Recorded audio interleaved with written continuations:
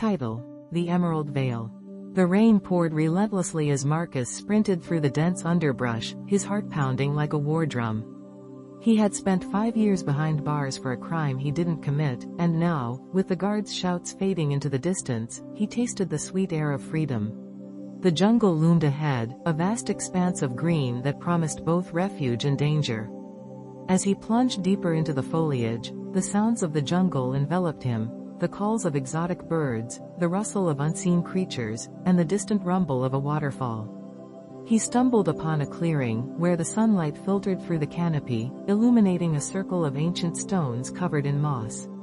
It was here, amidst the whispers of the trees, that he first encountered them. The aboriginal elves emerged as if woven from the very fabric of the jungle. Their skin shimmered like emerald leaves, and their eyes glowed with an otherworldly light. They moved gracefully, almost floating, as they approached Marcus with curiosity rather than fear. "Why do you trespass in our sacred grove?" one of them asked, her voice like the soft rustle of leaves. Her name was Alara, and her presence was both calming and commanding. I am running away," Marcus stammered, still catching his breath. "I am not a threat. I just need to hide." The elves exchanged glances, their expressions unreadable. Finally, Alara stepped closer, studying him intently. "You carry the weight of sorrow, and yet you seek freedom. Perhaps we can help you." Marcus was taken aback. Help? From elves? But desperation had a way of silencing doubt. He nodded, and Alara beckoned him to follow her deeper into the grove. Days turned into weeks as Marcus learned the ways of the elves. They taught him the language of the jungle, how to listen to the whispers of the wind, and the secrets of the earth. Under their guidance, he discovered a latent power within himself, an affinity for magic that surged like a river beneath his skin.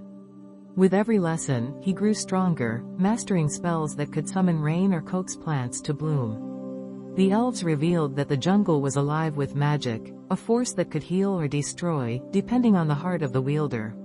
Marcus found solace among them, his past fading like a distant echo. But peace was fleeting. One fateful night, the tranquility of the jungle shattered as the sound of gunfire pierced the air.